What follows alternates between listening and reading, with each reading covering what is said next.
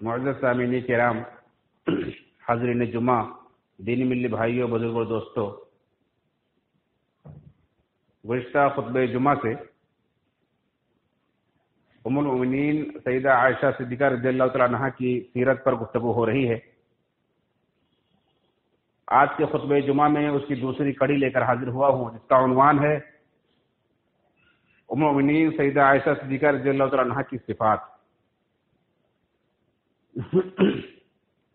کسی بھی انسان کی دو طرح کی صفات ہوتی، ایک خلقی، ایک خلقی، یعنی اس کی ایک پیدائشی صفت کہ اس کا رنگ کیسا ہے، ڈیل ڈول کیسا ہے، بدن کیسا ہے، اس کے بال کیسے ہیں۔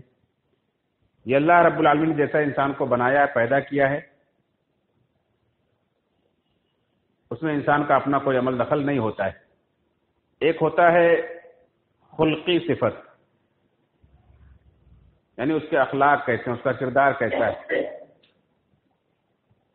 اس کا کیریئر کیسا، اس کا کیریکٹر کیسا ہے۔ اور یہ انسان اپنی محنت سے، اپنے علم سے، اپنے ہنر سے بناتا ہے، لیکن اس میں بھی اللہ رب العالمین کی توفیق جب تک شامل حال نہ ہو، انسان کچھ نہیں کر سکتا ہے، کیونکہ ہر بھلائی کی توفیق دینے والا، ہر برائی سے بچنے کی توفیق دینے والا صرف اور صرف اللہ رب العالمین ہی، لا حول ولا قوت الا باللہ۔ اس لیے جو ہم آئینہ دیکھتے ہیں تو جہاں اس بات کا اقرار کرتے ہیں کہ اللہ تو نے ہمیں بہترین ڈھانچے میں پیدا کیا ہے، کیونکہ اللہ رب العالمین نے خود قرآن میں بار بار اس کو دہرایا ہے کہ ہم نے انسان کو بہترین صورت میں پیدا کیا ہے، بہترین ڈھانچے میں پیدا کیا ہے۔ لقد خلقنا الانسان فی احسن تقویم، البتہ تحقیق کہ ہم نے انسان کو بہترین ڈھانچے میں پیدا کیا ہے۔ تو ہر انسان یوں تو خوبصورت ہے، لیکن اس میں بھی اللہ رب العالمین نے مختلف لوگوں کے مختلف درجات رکھے ہیں۔ آئیے دیکھیں، میں عرض یہ کر رہا تھا کہ آئینہ دیکھتے وقت ہم جو دعا کرتے ہیں، اللہم انت حسنت خلقی فحسن خلقی، اس میں اسی بات کا اظہار ہوتا ہے کہ اے اللہ تو نے ہمیں پیدائشی طور پر بہتر بنایا ہے، اچھا بنایا ہے، تو ہمارے اخلاق کو بھی اچھا بنا دے۔ اب اس کے بعد دیکھتے ہیں کہ ہماری اور آپ کی تمام مومنوں کی ماں، اللہ کے نبی صلی اللہ علیہ وسلم کی سب سے چہیتی زوج مطہرہ ام المؤمنین سیدہ عائشہ صدیقہ رضی اللہ تعالیٰ عنہا کی صفات کیسے تھے، وہ کن صفات کے حامل تھے۔ تو پہلے شخصی صفات دیکھتے ہیں۔ ان کے بارے میں علماء کہتے ہیں کہ وہ سرخی مائل گورے رنگ کی تھی، یعنی خوبصورت تھی، جو کہ عرب کے لوگوں کے نزدیک خوبصورت مانا جاتا ہے کہ ایسا گورا پن جس کے اندر سرخی مائل ہے، بالکل سفید نہیں بلکہ اسے ہم گندمی کہتے ہیں، اس کے اندر سرخی مائل ہو۔ اس لیے اللہ کے نبی صلی اللہ علیہ وسلم آپ کا لقب حمیرہ رکھتے تھے۔ حمیرہ ایسا گورا رنگ جس کے اندر سرخی مائل ہے، اور عرب کے اندر یہ چیز خوبصورتی کی علامت ہے، کیونکہ بالکل سفید رنگ کو سفید بیماری کی طرح سے، جسے برف کی بیماری ہوتی ہے، ویسا انسان نظر آتا ہے، تو اسے عرب کے لوگ پسند نہیں کرتے تھے۔ تو ام المؤمنین عائشہ صدیقہ رضی اللہ تعالیٰ عنہا سرخی مائل گورے رنگ کی تھی، اور شروع میں دبلی پتلی تھی، لیکن بعد میں پھر وزن ان کا بڑھ گیا، جیسا کہ خود بتلاتی ہے کہ ایک بار اللہ کے نبی صلی اللہ علیہ وسلم کے ساتھ میں سفر میں تھی، تو آپ نے فرمایا کہ چلو عائشہ ہم دوڑ لگاتے ہیں۔ اللہ کے نبی صلی اللہ علیہ وسلم کی اپنی بیویوں سے معاشرت کیسی تھی، آپ ان کے ساتھ ان کی عمر کا، ان کے مزاج کا، ان کے دلچسپیوں کا خیال رکھتے تھے۔ تو آپ نے کہا چلو عائشہ دوڑ لگاتے ہیں۔ آپ نے دوڑ لگائی تو عائشہ رضی اللہ عنہا فرماتی کہ میں دبلی پتلی تھی، میں آگے نکل گئی، اللہ کے نبی صلی اللہ علیہ وسلم پیچھے رہ گئے۔ پھر کچھ دنوں کے بعد ایک موقع اور آیا سفر کا، پھر اللہ کے رسول نے فرمایا کہ چلو عائشہ آپ کی بات دوڑ لگاتے ہیں۔ تو کہتی کہ اب میرا وزن بڑھ گیا تھا، میں تھوڑی موٹی ہو گئی تھی، تو جب ہم نے دوڑ لگائی تو اللہ کے نبی صلی اللہ علیہ وسلم آگے نکل گئے اور میں پیچھے رہ گئی۔ تو آپ نے فرمایا کہ عائشہ یہ اس ہار کا بدلہ ہے، تو پہلی بار تم آگے نکل گئی تھی، اب کی بار میں آگے نکل گیا، یہ اس کا بدلہ ہے۔ اس طرح سے اللہ کے نبی صلی اللہ علیہ وسلم نے ہمیں یہ سنت دی کہ اپنی بیویوں کے ساتھ ہمیں کس طرح کا رہن سہن اختیار کرنا چاہیے۔ وہی یہ بات بھی معلوم ہوئی کہ ام المؤمنین سیدہ عائشہ صدیقہ رضی اللہ عنہا شروع میں دبلی پتلی تھی اور بعد میں پھر ان کا وزن تھوڑا بڑھ گیا تھا۔ اسی طرح سے ان کے قد و قامت کے بارے میں آتا ہے کہ وہ مناسب قد و قامت کی تھی، یعنی بہت ناٹی نہیں تھی، چھوٹی نہیں تھی، بلکہ لمبی تھی.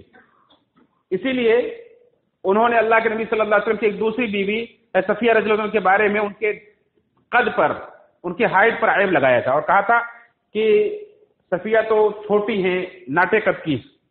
تو اللہ کے نبی صلی اللہ علیہ وسلم نے تنبیہ کی تھی کہ عائشہ ایسا کسی کے اوپر ایسا عیب نہیں لگاتے، تم نے اتنی بڑی بات کہہ دی ہے کہ اگر اس بات کو سمندر میں ملا دیا جائے تو اس کا پانی بھی خراب ہو جائے، اس کا پانی بھی کڑوا ہو جائے. تو جہاں آپ صلی اللہ علیہ وسلم نے ایک تربیت کی اپنے گھر والوں کی اور ایک تعلیم دی، وہیں اس حدیث سے ہمیں یہ بھی معلوم ہوا کہ ان کا قد مناسب تھا، ان کا قد عیب لگانے کے لائق نہیں تھا. اس لیے کہ جو آدمی دوسروں پر عیب لگاتا ہے پہلے کم سے کم خود ویسا نہیں ہوتا ہے. تو وہ مناسب ہائٹ کی تھی، قد و قامت ان کا لمبا، جیسے کہ علماء نے لکھا ہے. ان کے بال شروع میں جھڑ گئے تھے اور کندھے تک آ گئے تھے، چھوٹے ہو گئے تھے. بعد میں سن 6 ہجری کا جب وہ 6 سال کی تھی تب اللہ علیہ وسلم جب ان کا نکاح ہوا تھا تو ان کے بال ایک بیماری کی وجہ سے، بخار تھا انہیں بہت زیادہ، اور اس بخار کی وجہ سے ان کے بال جھڑ گئے. لیکن بعد میں رخصتی کے وقت پھر جب وہ صحت مند ہوئی، اچھی ہوئی، تو پھر ان کے بال بھی بڑھ گئے تھے، لمبے ہو گئے تھے. یہ ان کی شخصی صفات تھی جس کا تذکرہ میں نے آپ حضرات کے سامنے کیا. آئیے دیکھیں خلقی صفات کیسے تھے، ان کے اخلاق کیسے تھے، ان کا کردار کیسا تھا، وہ علمی طور پر، عملی طور پر کیسی تھی. اس کا تذکرہ یقیناً سننے کے لائق ہے. اور آپ صرف اسی سے اندازہ لگائیں کہ انبیاء کے بعد سب سے افضل ترین انسان ابوبکر صدیق رضی اللہ عنہ کی بیٹی تھی. ان کے گھر میں انہوں نے پرورش پائی، اور جب انہوں نے آنکھ کھولا ہے تو ان کے والدین مسلمان تھے، اور انتہائی اول درجے کے مسلمان اور انتہائی ثابت قدمی کا مظاہرہ کرنے والے. کہتے ہیں کہ میں نے اپنے والدین کو، جیسا کہ پہلے خطبے میں آپ سن چکے، کہ کہتی ہیں کہ جب میں نے آنکھ کھولا جس گھر میں تو اپنے والدین کو ایک مستحکم دین پر پایا. تو ابوبکر صدیق رضی اللہ عنہ جو صرف ایک اچھے مسلمان اور اللہ کے رسول کے ایک بہترین صحابی نہیں، بلکہ عرب کے اندر زمانے جاہلیت میں بھی ایک علمی پرسنالٹی تھی اور لوگوں میں ایک مقام رکھتے تھے. ہر میدان میں، علم کے میدان میں، سخاوت کے میدان میں، بہادری کے میدان میں لوگوں کے کام آنے اور لوگوں کے اندر ان کی شخصیت ایک بااثر شخصیت تھی. تو ایسے گھرانے انہوں نے آنکھ کھولی تھی اور ان کی پرورش میں 9 سال تک رہی. تو 9 سال تک ابوبکر صدیق رضی اللہ عنہ کے گھر میں انہوں نے تربیت پائی. اور پھر اس کے بعد اللہ کے نبی صلی اللہ علیہ وسلم جو کہ معلم کائنات ہیں، معلم انسانیت ہیں، جنہیں اللہ رب العالمین نے ساری کائنات کے لیے ہدایت کا سرچشمہ بنا کر بھیجا، سب کا تزکیہ اور کتاب و حکمت کی تعلیم کے لیے جن کو مبعوث کیا، اس نبی کی تربیت میں 9 سال تک رہی. تو 9 سال تک ابو بکر کی تربیت میں اور 9 سال تک اللہ کے نبی صلی اللہ علیہ وسلم کی تربیت میں رہی. آپ سوچ نہیں سکتے کہ کتنی بلند تھی وہ، کتنے بلند اخلاق و کردار کی مالک. اور اللہ کے نبی صلی اللہ علیہ وسلم کے صحابہ کی خصوصیت آپ پائیں گے کہ اللہ کے نبی صلی اللہ علیہ وسلم کے صحابہ آپ سے جو بات بھی سنتے تھے اس پر کس قدر عمل کرتے تھے کہ جب بھی کوئی حدیث وہ اللہ کے نبی کا نام لے کر روایت کرتے، بیان کرتے، تو وہ چیز ان کے اندر بہت نمایاں نظر آتی. یوں تو عمل سبھی کرتے تھے، لیکن جو صحابی جس حدیث کو روایت کرتا تھا وہ چیز اس کی شخصیت میں جھلکتی تھی. جیسے عثمان بن عفان رضی اللہ تعالیٰ عنہ کے بارے میں آپ لے لیں کہ عثمان بن عفان رضی اللہ تعالیٰ عنہ اللہ کے نبی صلی اللہ علیہ وسلم سے یہ حدیث روایت کرتے ہیں، خیرکم من تعلم القرآن وعلمہ، تم میں بہتر وہ ہے جو قرآن سیکھے اور سکھائے. اب دیکھیں حضرت عثمان کی زندگی میں قرآن کا کیا مقام ہے. مسلمان ایک ادنا سا طالب علم بھی جانتا ہے کہ عثمان غنی رضی اللہ عنہ کا تعلق کیسا تھا قرآن کا. ان کی زندگی میں قرآن کس قدر ان کی ذات کا حصہ بن چکا تھا کہ جب ان کی شہادت ہوتی ہے تو ان کی جو خون کے چیٹے کہاں گرتے ہیں؟ قرآن کے اوراق پر گرتے ہیں. ان کی پہچان بن گئی تھی قرآن. تو ایسے ہر صحابی کا حال کہ جو اللہ کے نبی صلی اللہ علیہ وسلم سے جو بھی حدیث روایت کرتا تھا، ہم جب اس کی سیرت کا مطالعہ کرتے ہیں تو دیکھتے ہیں کہ اس کے اندر وہ چیز جھلکتی ہے. ایک نمایاں خصوصیت اس کے اندر پائی جاتی ہے۔ عثمان رضی اللہ عنہ قرآن کی جو خدمات تھی، آج ہم جو پڑھتے ہیں یہ کیا ہے؟ مصحف عثمانی ہے۔ یوں تو ابو بکر صدیق نے جمع کروایا تھا قرآن، لیکن اس کے بعد سارے نسخوں کو ختم کر کے ایک نسخے پر قرآن پوری امت کو جمع کرنا، یہ کارنامہ کس نے انجام دیا؟ یہ عثمان غنی رضی اللہ عنہ نے انجام دیا۔ آج جو قرآن ہمارے آپ کے ہاتھوں میں ہے عثمان غنی رضی اللہ عنہ کا نسخہ ہے، اور عثمان غنی رضی اللہ عنہ اس قدر قرآن پڑھتے تھے، اس قدر اس کی تلاوت کرتے تھے کہ ان کے ہاتھوں میں قرآن بوسیدہ ہو جاتا تھا، پھٹ جاتا تھا، پھر سے دوسرا لینا پڑتا تھا۔ آج کون ایسا مسلمان ہے جو قرآن یہ کہے کہ میں نے قرآن کو اتنی بار پڑھا، اتنا اس سے تعلق رکھا کہ میرے ہاتھوں میں پڑھتے پڑھتے پھٹ گیا اور دوسرا قرآن مجھے لینا پڑا؟ تو یہ عثمان غنی رضی اللہ عنہ کے اندر اسی جھلکتی تھی۔ ایسے ہی ہر صحابی کا حال ہم جب دیکھتے ہیں، پڑھتے ہیں تو اس چیز نمایاں نظر آتی ہے۔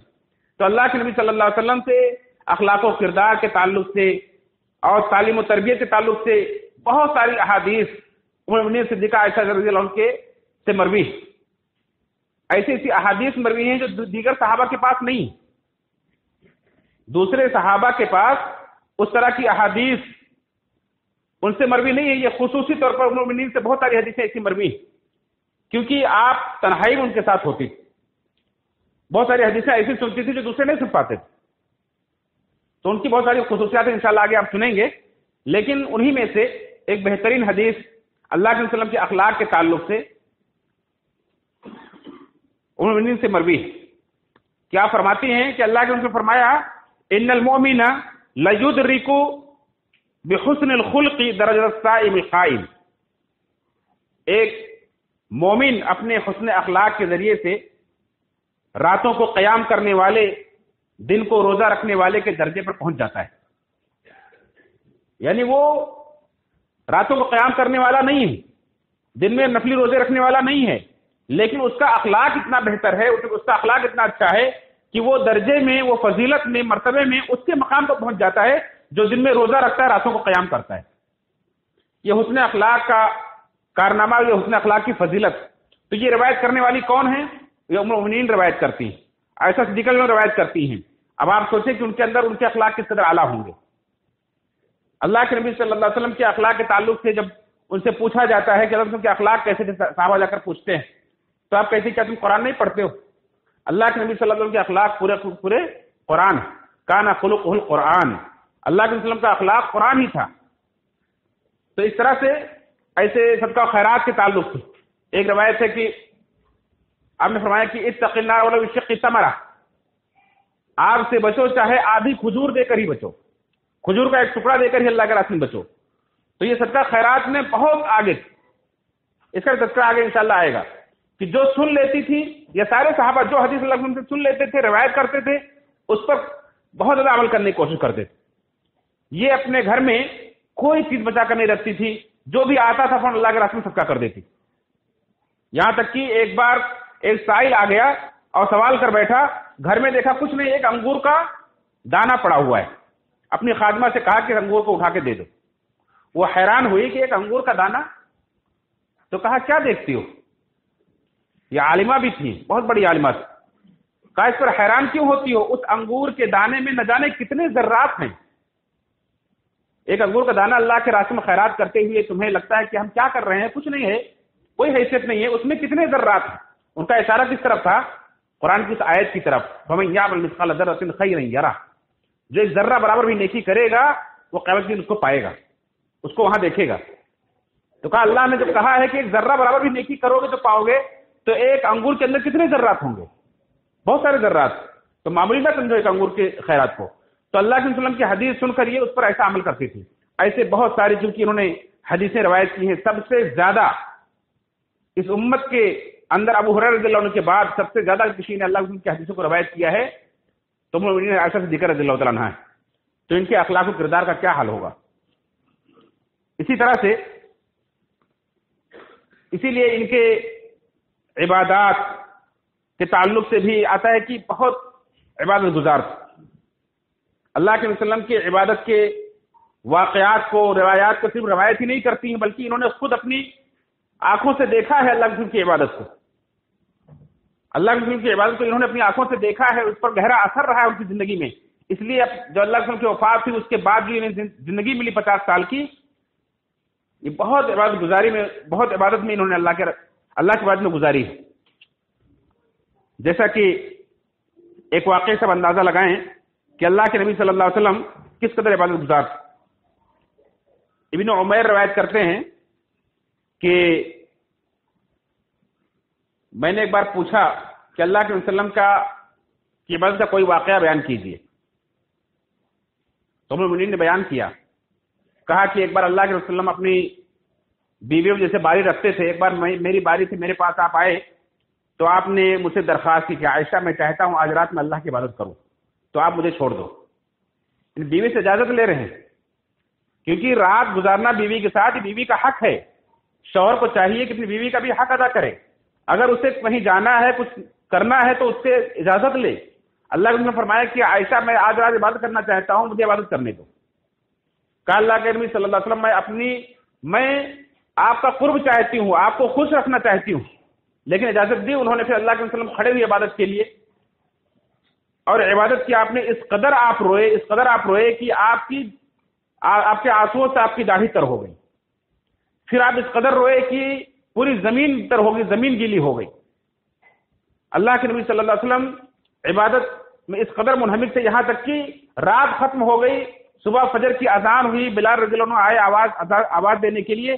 دیکھا اللہ کے نبی صلی اللہ علیہ وسلم بہت زیادہ آج روئے، بہت زار و قطار رو رہے ہیں. تو کہا اللہ کے نبی صلی اللہ علیہ وسلم آپ اس قدر کیوں روتے ہیں؟ آپ اس قدر کیوں روتے ہیں جبکہ اللہ تعالیٰ نے آپ سے اگلے پچھلے سارے گناہوں کو بخش دیا ہے؟ تو کہا کہ آج مجھ پر ایک ایسی آیت نازل ہوئی ہے کہ جو اس آیت کو پڑھے اس پر عمل نہ کر سکے اس کے لیے ہلاکت ہے. اور وہ آیت کیا تھی؟ سورہ آل عمران کی کہ آخری رکوع کی آیتیں تھیں. ان فی خلق السماوات والارض واختلاف الليل والنهار لآیات لاولی الالباب الذین یذکرون اللہ قیاما وقعودا وعلى جنوبهم ويتفکرون فی خلق السماوات والارض ربنا ما خلقت هذا باطلا سبحانك فقنا عذاب النار. کہ بے شک زمین و آسمان کی پیدائش میں، دن اور رات کے الٹ پھیر میں، اور ان فی خلق السماوات والارض واختلاف الليل والنهار لآیات لاولی الالباب، عقل والوں کے لیے نشانیاں ہیں. اور وہ عقل والے کون ہیں؟ جو الذین یذکرون اللہ قیاما وقعودا وعلی جنوبہم، جو اپنے رب کو یاد کرتے ہیں کھڑے ہونے کی حالت میں، بیٹھے ہونے کی حالت میں، پہلو کے بل لیٹے ہونے کی حالت میں. وَيَتَفَكَّرُونَ فِي خَلْقِ السَّمَاوَاتِ وَالْأَرْضِ، زمین و آسمان کی پیدائش میں غور و فکر کرتے ہیں تو پکار اٹھتے ہیں کہ ہمارے رب تو نے انہیں بیکار نہیں پیدا کیا ہے. اور اللہ سے پناہ مانگتے ہیں، ربنا سبحانک فقنا عذاب النار، اے ہمارے رب تو پاک ہے تو ہمیں جہنم کے عذاب سے بچا. تو اللہ کے وسلم یہ آیت پڑھ کر آپ نے سنائی اور کہا کہ اس کی وجہ سے آج رات میں رویا، اس کی وجہ سے آج میں نے اس میں غور و فکر کیا، میں نے اس کی وجہ سے آج رات میں رویا. تو یہ اللہ کے وسلم کس کے حجرے میں کر رہے ہیں؟ یہ عبادت ہے عائشہ صدیقہ ان کے حجرے میں کر رہے ہیں، ان کے سامنے کر رہے ہیں. تو اس طرح سے اللہ کے وسلم کی تعلیمات کا، آپ کی عبادات کا، آپ کے عمل کا ان پر گہرا اثر تھا. تو وہ بھی عبادت میں بہت روتی تھی، تہجد گزار تھی، دائمی تہجد گزار تھی، ہمیشہ تہجد کی نماز ادا کرتی تھی، چاش کی نماز ادا کرتی تھی. اسی طرح سے خود فرماتی ہیں کہ محمد صلی اللہ علیہ وسلم کے گھر والے جب کوئی عمل کرتے ہیں تو اس پر مداومت کرتے ہیں، اسے چھوڑتے نہیں. اور کتنی عبادت گزار تھی اس سلسلے میں.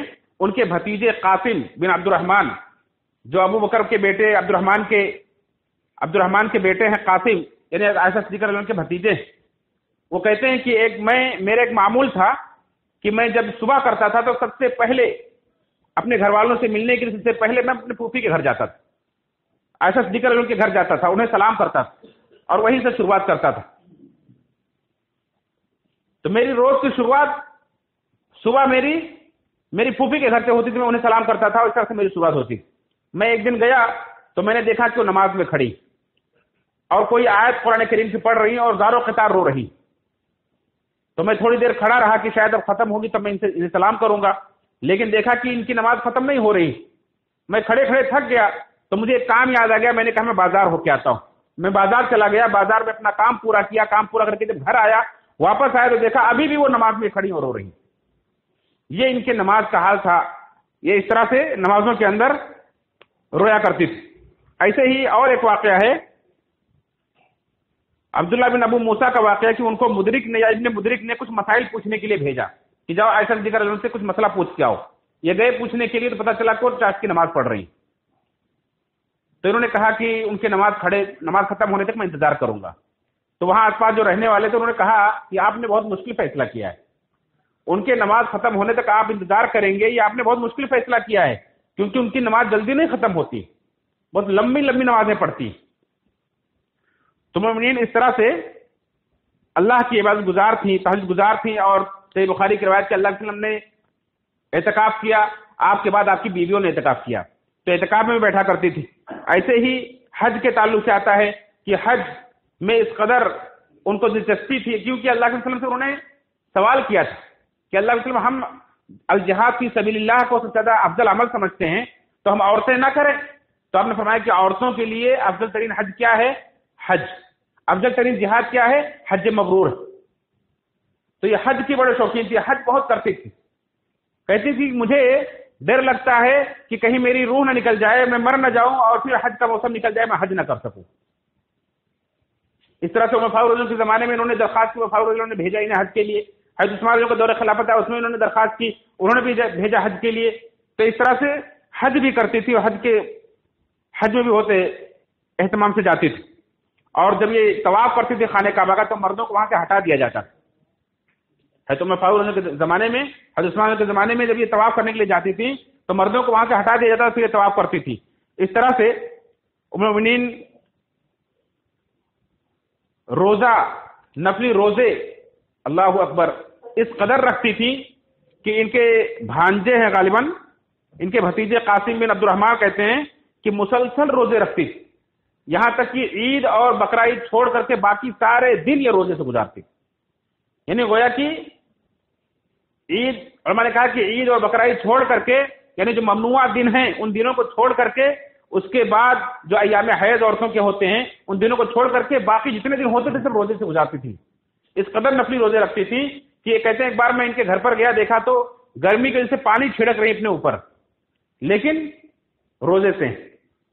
سفر کے اندر تھی، سفر کر رہی ہیں، سفر کے اندر نفلی روزے رکھنا جائز بھی ہے، چھوڑنا بھی جائز، لیکن سفر کے اندر نفلی روزے رکھ رہی ہیں، حالانکہ گرم لو چل رہی ہے، تھپیڑوں نے انہیں کمزور کر دیا ہے، لیکن پھر بھی روزے نہیں چھوڑ رہی، اس قدر نفلی روزے رکھتی تھی. ایسے ہی سخاوت، ان کی سخاوت کے تعلق سے ان کے بھانجے عبداللہ بن زبیر رضی اللہ تعالیٰ کہتے ہیں کہ بہت سارے لوگ ہوں گے سخاوت کرنے والے، لیکن دو عورتوں کے برابر میں نے کسی کو نہیں دیکھا. ایک عائشہ صدیقہ رضی اللہ تعالیٰ عنہ اور ایک اسماء رضی اللہ تعالیٰ عنہ. اسماء یعنی ان کی خود اپنی والدہ، یہ بھی انہی کی بہن ہے عائشہ رضی اللہ عنہ کی، اور عائشہ رضی اللہ عنہ کہتی ہے کہ دونوں ان کے بھانجے عبداللہ بن زبیر کہتے ہیں کہ یہ دونوں ان کے جیسا کوئی سخی نہیں تھا، ان کے جیسا کوئی سخاوت کرنے والا نہیں تھا، اس قدر یہ خرچ کرتے تھے.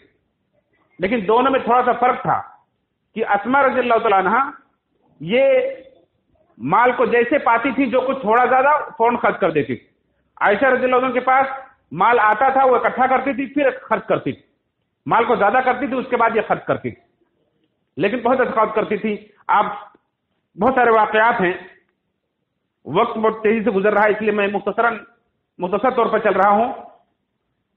ایسے کتنے واقعات کہ عبداللہ بن زبیر نے خود ایک بار تقریباً 1,00,000 درہم ان کے پاس بھیجے، 2 تھیلوں میں بھر کر کے 1,00,000 درہم بھیجے، اور ایک ہی دن میں ایک ہی مجلس میں انہوں نے 1,00,000 درہم اللہ کے راستے میں بانٹ ڈالے. امیر معاویہ رضی اللہ عنہ اپنے دور خلافت کے اندر انہوں نے 1,00,000 درہم بھیجے، 1,00,000 درہم کا ایک موتیوں کا ہار بھیجا، اور انہوں نے اس کو اسی دن فوراً بانٹ کے ختم کر دیا. ایک بار عائشہ رضی اللہ عنہ کے حصے میں، ان کے میراث میں انہیں ایک روم ملا تھا مدینہ کے اندر، انہوں نے اپنے اس روم کو، اپنے گھر کو 1,20,000 دینار میں، 1,20,000 دینار میں انہوں نے فروخت کیا، بیچا، اور اسی دن فوراً دن بھر میں انہوں نے 1,20,000 درہم خرچ کر ڈالا. ایک ایک دن کے اندر 1,00,000 درہم، 1,00,000 دینار اللہ کے راستے میں لٹا دیتی تھی. یہاں تک کہ اپنے پاس اس قدر نہیں چھوڑتی تھی. کہتے ہیں کہ جب وہ بانٹ رہی تھی لوگوں نے دیکھا کہ ان کے اوپر جو کپڑا پہنے ہوئے ہیں اس کپڑے میں پیوند لگے ہوئے. ان کی زہد کا یہ حالت تھی کہ اپنے اوپر کچھ نہیں خرچ کر رہی، جو کپڑا پہنے ہوئے اس کپڑے کے اندر پیوند لگے ہوئے ہیں، لیکن اللہ کے راستے میں ایک ایک دن کے اندر 1,00,000 درہم خرچ کر رہی. یہاں تک کہ ان کی لونڈی نے جب دیکھا کہ سب ختم کر ڈالا، کچھ بھی نہیں باقی رکھا، تو کہا کہ ام المؤمنین اگر 1 دینار بھی آپ رکھ لیتی اپنے پاس اور اس سے گوشت خرید لیتی تو آج آپ کی افطاری ہو جاتی، آپ روزے سے. تو کہا تم نے پہلے کیوں نہیں یاد دلایا؟ اگر پہلے یاد دلاتی تو میں ضرور ایسا کر لیتی. اس قدر اللہ کے راستے میں خیرات کرتی تھی. اور ان کے زہد کا یہ حال تھا کہ اکثر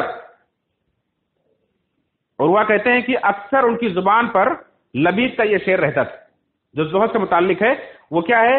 کہتی ہیں کہ ذهب الذين يعاش في اكنافهم وبقيت في خلف كجلد الاجربي، کہ جو لوگ جن کے بغل میں، جن کے پڑوس میں زندگی گزاری جا سکتی تھی، جو بہترین لوگ تھے، وہ تو گزر گئے،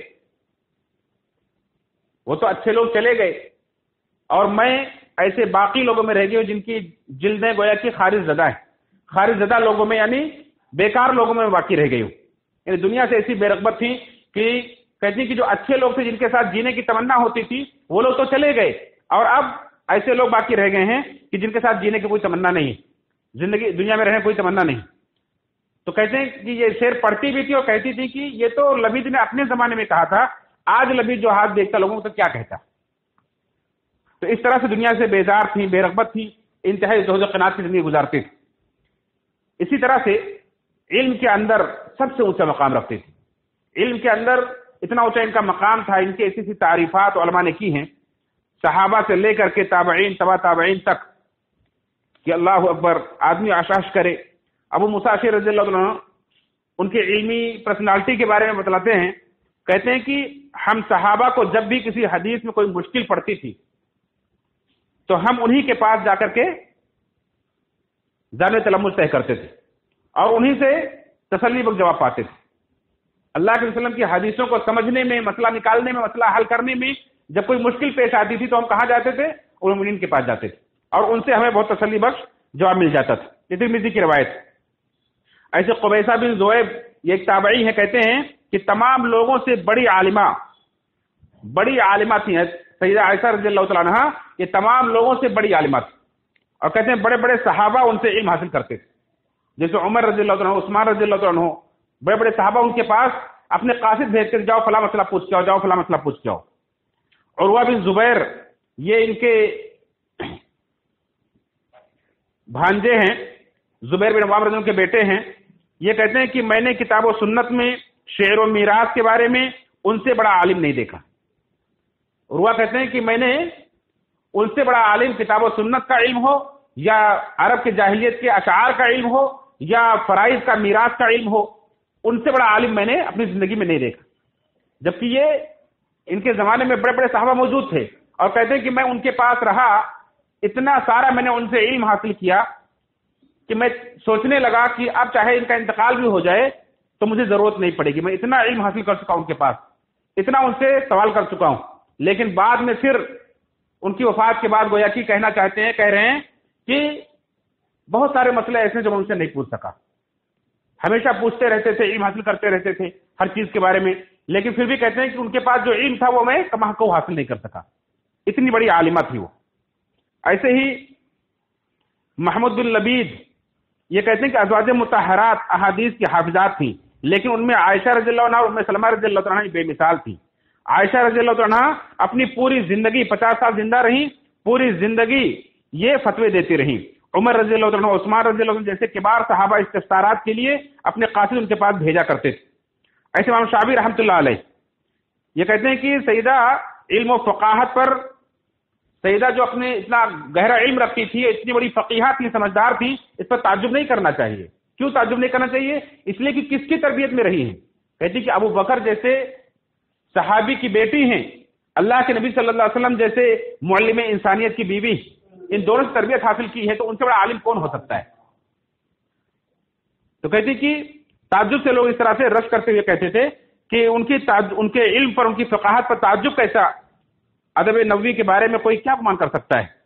اسی طرح سے امام زہری رحمۃ اللہ علیہ کہتے ہیں کہ تمام جہانوں کی عورتوں کے علوم کو اگر جمع کیا جائے تو عائشہ رضی اللہ عنہ کا علم سب پر بھاری ہوگا، تمام جہان کی، پوری کائنات کی عورتوں کو.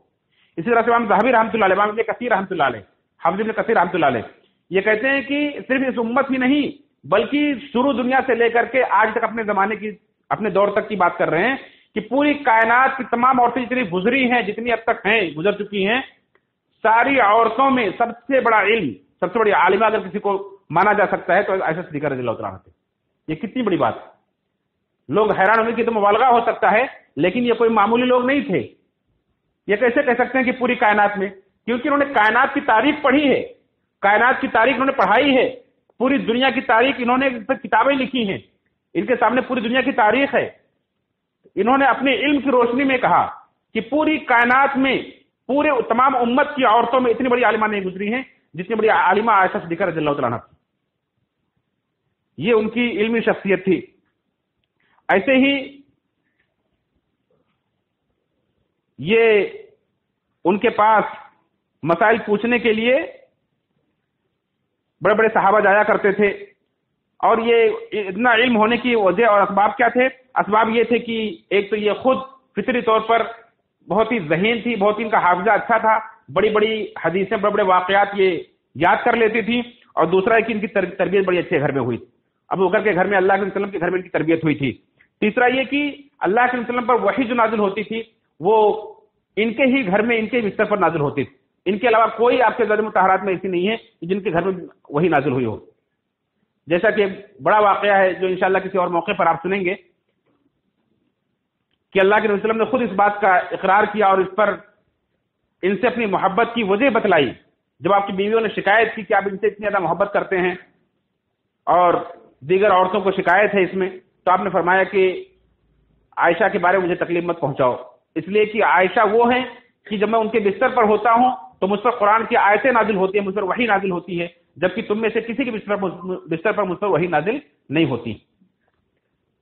اسی طرح سے ایک اور وجہ ہے ان کے اتنے بڑے عالمہ ہونے کی کہ دوسرے بڑے بڑے صحابہ اللہ کے وسلم سے سوال کرنے میں ہچکچاتے تھے، گھبراتے تھے، جلدی پوچھ نہیں پاتے تھے. لیکن عائشہ صدیقہ رضی اللہ عنہا جب بھی کوئی مسئلہ پیش آتا تھا تو فوراً بلا جھجک سوال کرتی تھی، بلا جھجک پوچھتی تھی. بہت سارے واقعات ہیں کہ کس طرح سے اللہ کے وسلم سے قرآن کی آیت سنی اور فوراً اس کا مسئلہ پوچھا. کہ جیسے اللہ کے نبی صلی اللہ علیہ وسلم نے ایک بار جب قرآن کی آیت پڑھی اور کہا کہ قرآن کی سورہ 30ویں پارے کی ایک آیت ہے کہ اس میں حساب و کتاب کا ذکر ہے کہ اس سے آسان حساب لیا جائے گا. تو اللہ کے نبی صلی اللہ علیہ وسلم نے فرمایا، تو انہوں نے پوچھا کہ اللہ کے نبی صلی اللہ علیہ وسلم جو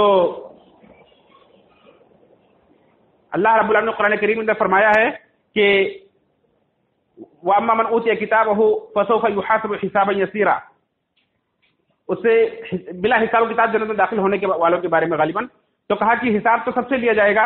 تو کہا اللہ کے وسلم نے فرمایا کہ عائشہ ایسا نہیں ہے، بلکہ حساب سے مراد یہ ہے کہ جس سے بہت گہرائی کے ساتھ حساب لیا گیا وہ ہلاک ہوگا، اور جس سے آسان حساب لیا جائے گا اس سے مراد یہ ہے کہ اسے بس صرف اللہ کے سامنے پیش کر دیا جائے گا. یہ صرف پیشی ہوگی، یہ حساب نہیں ہوگا. اور جس سے حساب لیا جائے گا مطلب اس سے ایک ایک چیز پرت کر پوچھا جائے گا تو وہ آدمی ہلاک ہو جائے گا. تو اس طرح سے اور بہت ساری آیات ہیں اور بہت سارے مسائل ہیں کہ اللہ کے وسلم سے بلا جھجک اور بے دھڑک پوچھ لیا کرتی تھی، سوال کر لیا کرتی تھی. اس لیے یہ اللہ کے وسلم کے احادیث کی بہت بڑی عالمہ ہیں. اور اسی طرح سے قرآن کریم کے احادیث کی اور زمانے جاہلیت کی تاریخ کے اور تمام چیزوں میں یہ مہارت رکھتی ہیں. انشاءاللہ اگلے خطبے میں آپ سنیں گے. وقت چونکہ ختم ہو چکا ہے اس لیے اتنی باتوں پر اپنی بات ختم کرتا ہوں. اللہ رب سے دعا گو ہوں کہ رب العالمین ہم سب کو ام المؤمنین سیدہ عائشہ صدیقہ رضی اللہ تعالیٰ عنہا کی سیرت کو جاننے کی اور ان سے اپنی زندگیوں کو منور و مجلہ کرنے کی توفیق فرمائے. اللہ تعالیٰ ہم سب کو نبی کریم صلی اللہ علیہ وسلم کی آپ کے اہل بیت کی محبت نصیب فرمائے. رب العالمین جب تک دنیا میں زندہ رکھے، ہمیں دین اسلام پر زندہ رکھے. جب بھی دنیا سے اٹھائے تو حالت ایمان پر اٹھائے. ہمیں جہنم کے عذاب سے بچائے، قبر کے عذاب سے بچائے اور جنت الفردوس میں سب کا ٹھکانہ بنائے. آمین تقبل یا رب العالمین. ان اللہ وملائکته یصلون علی النبی یا ایھا الذین آمنوا صلوا علیہ وسلموا تسلیما. اللهم صل علی محمد وعلى ال محمد كما صليت على ابراهيم وعلى ال ابراهيم انك حميد مجيد. اللهم بارك على محمد وعلى ال محمد وبارك على ابراهيم وعلى ال ابراهيم انك حميد مجيد. عباد الله رحمكم الله، ان الله يأمر بالعدل والاحسان وايتاء ذي القربى وينهى عن الفحشاء والمنكر والبغي يعظكم لعلكم تذكرون. اذكروا الله يذكركم وادعوه يستجب لكم ولذكر الله اكبر.